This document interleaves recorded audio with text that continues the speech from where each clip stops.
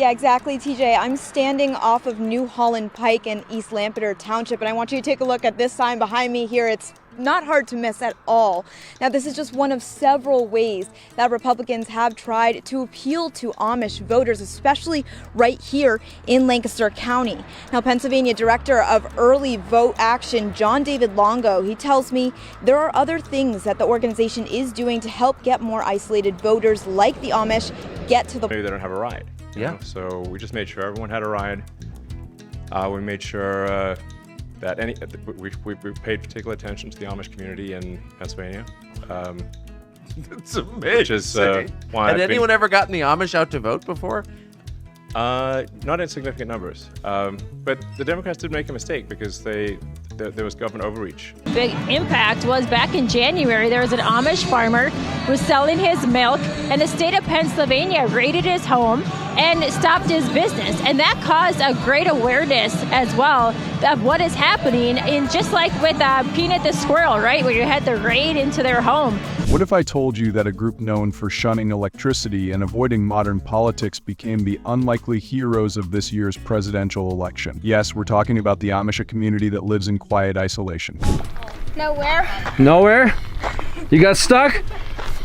No.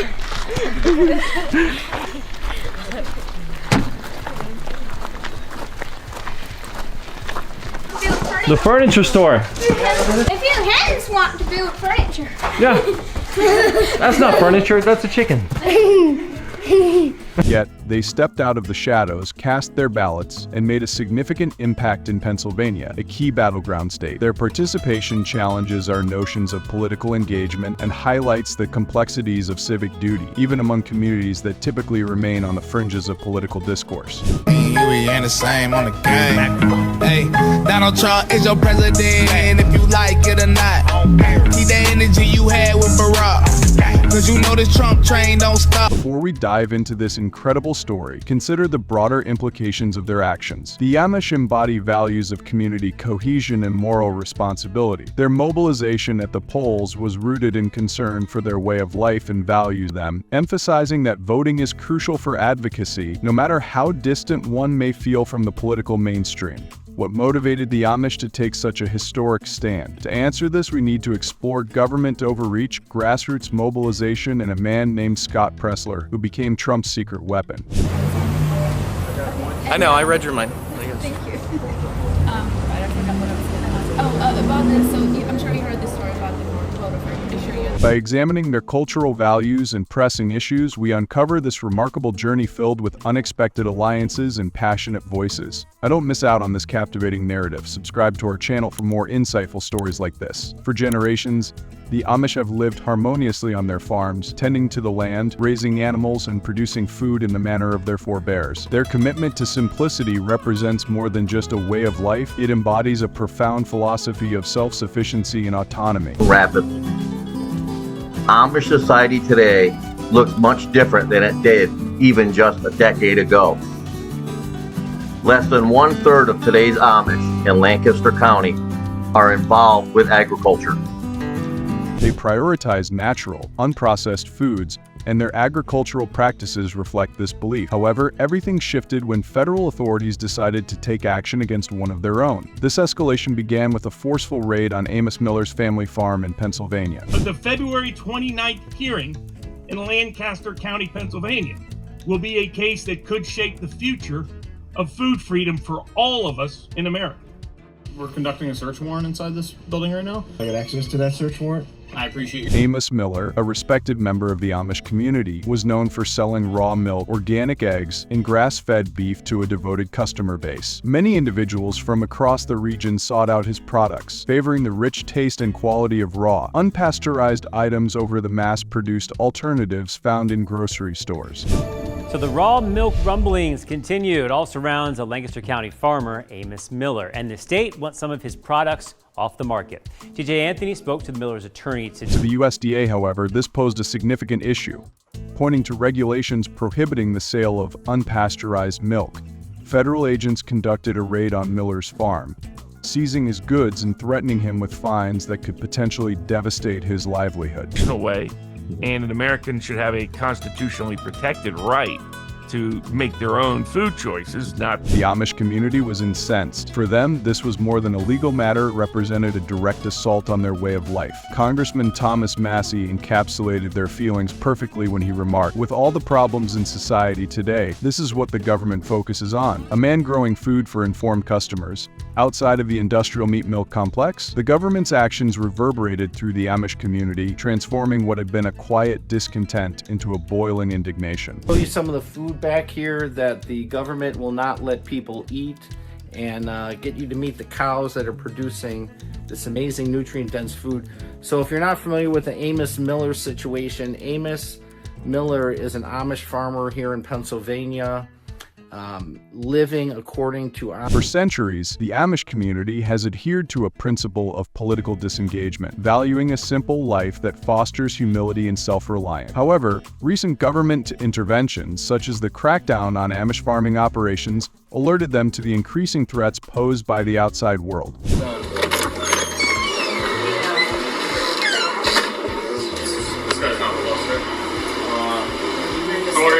Good, how are you? Good. Are you an attorney or? I'm with the media. Okay, all right.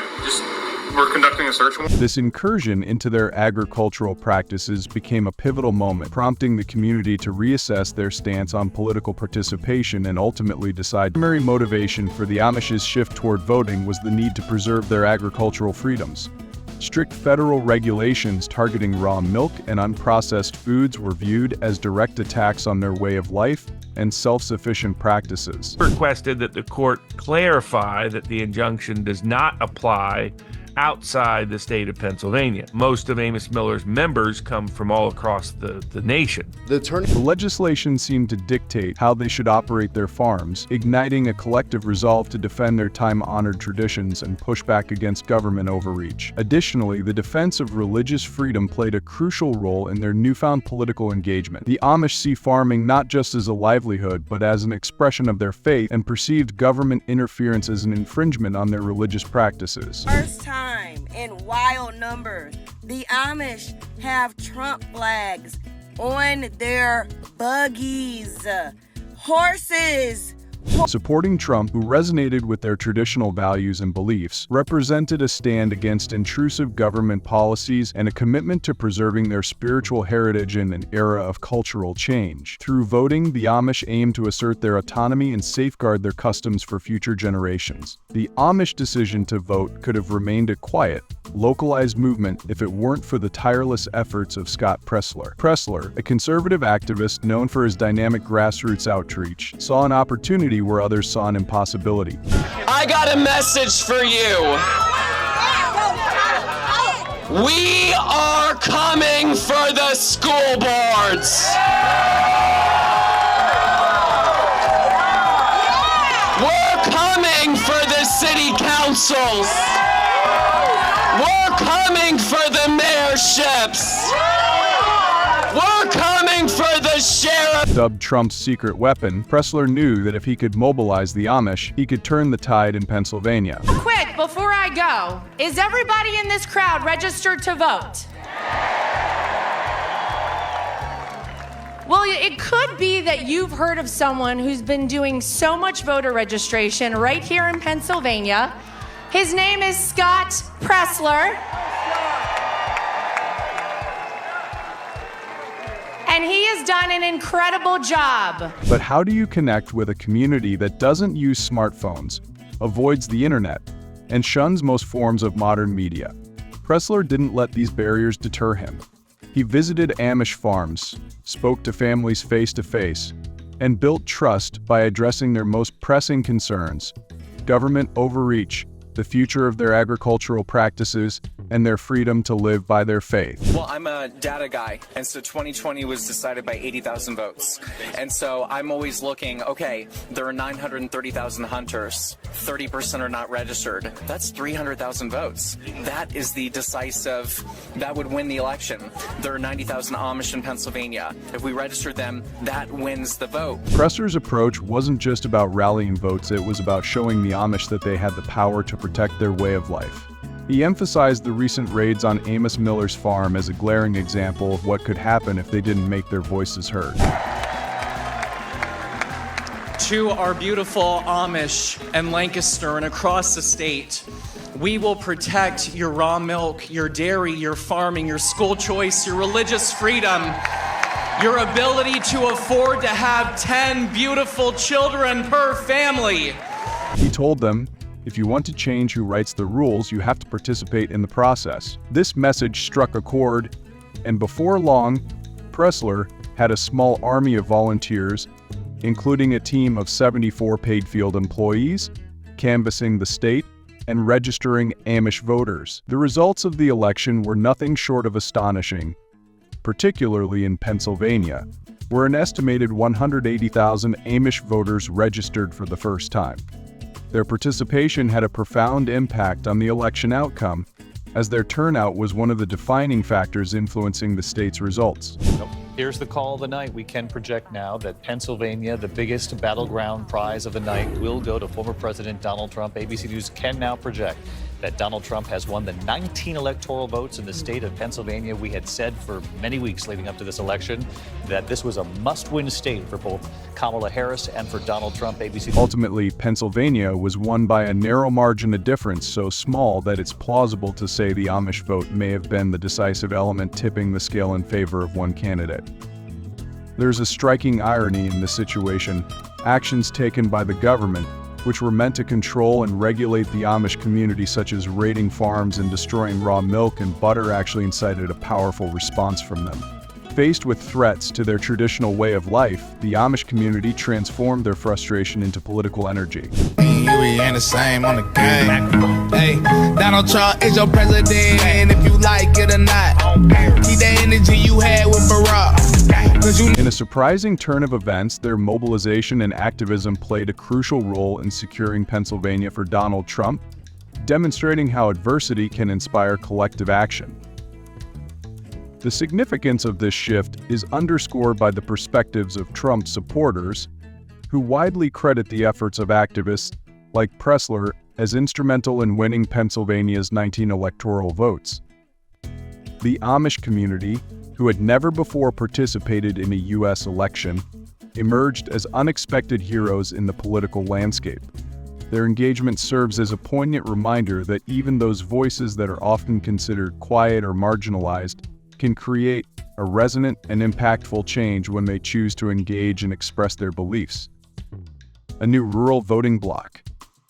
The recent participation of the Amish in the political sphere has sparked intriguing questions about their role in future elections.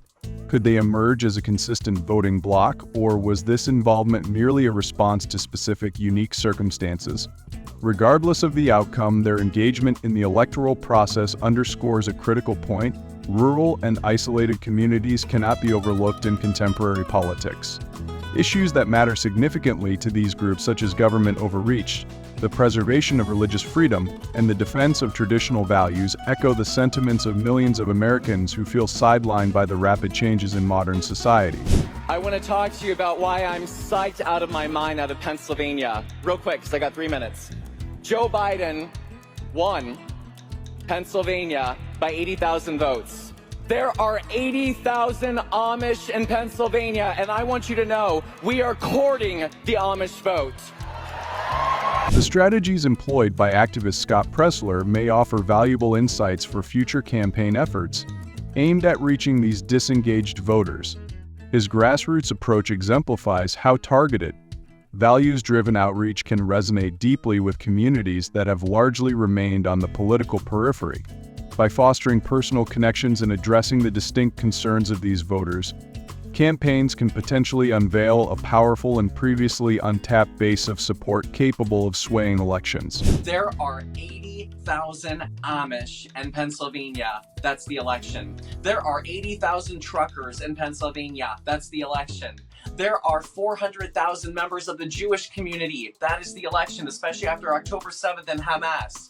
There are 800,000 veterans. It is the 4th largest state home to our veteran community in the Commonwealth of Pennsylvania. And last, as Presler's success in Pennsylvania illustrates, engaging with marginalized communities can not only elevate their voices but also transform the political landscape. By acknowledging and addressing their priorities, political campaigns can change the narrative of who participates in elections. This shift in focus may encourage more inclusive dialogues and policies that reflect a broader spectrum of American interests, ultimately leading to a more representative and responsive political system. In a society where the loudest voices often dominate the conversation, the Amish have demonstrated that sometimes it's the quiet individuals who create the most significant impact. Their choice to vote was not merely a response to political events. It was a defense of their way of life and a protest against a government they perceived as overreaching. The Fox News Decision Desk can now officially project that Donald Trump will become the 47th President of the United States. If this tale of grassroots activism and the strength of a united community has resonated with you, please remember to like, share, and subscribe. Your engagement enables us to continue sharing important stories, narratives of real individuals affecting real change. And unfortunately, in more recent years, Pennsylvania is breaking that promise to the Amish. I don't have official statistics, but I can tell you that I know many members of this community. I work very closely with them. And absolutely, there is a significant increase in the number of them who are willing to vote this year for the first time ever. And I can tell you there are many who are going to be voting for the first time. And as we move forward, one thing is evident. While the Amish may return to their peaceful existences, they have undeniably influenced the American political scene. The lingering question is, will they maintain their involvement, or will the upcoming elections see them revert to their customary non-involvement? What remains certain is this: when the quiet choose to speak, the world pays attention.